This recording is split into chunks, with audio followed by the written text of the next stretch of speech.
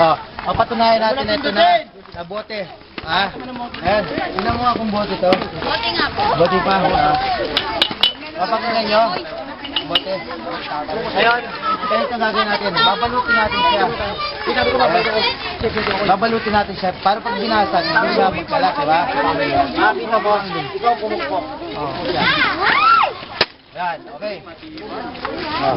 Nakita nyo? Ito. Wala na ba sila? Basag yan, di ba? Ito nga gawin. Tatanggalin muna natin ito. Wala. Tanggalin muna natin ito. Tanggalin muna natin ito. Lagyan natin siya dito. Para mapatunayan natin yan na bubog. Ito nga gawin natin, ha? Asmo! Pinggan na yun sila. Sa pahay, tutok mo sa bono. Yan.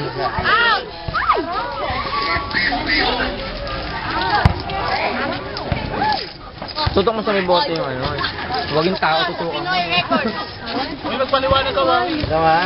Ano masabi mo? Ano masabi mo? Yung masasabi ko ay, asap mo niya yun. Ang galing-galing niya. Tahimik lang. Sila! Diyan ka lang.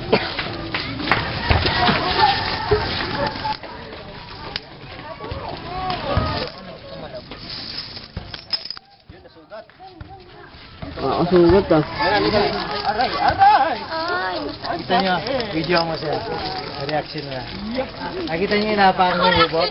Uy, kumiwawi, paano kayo? Yan, sige. Ano mo? Napapagaw niyo. Ano mo? Yan yung bubog. Opo, kita po na.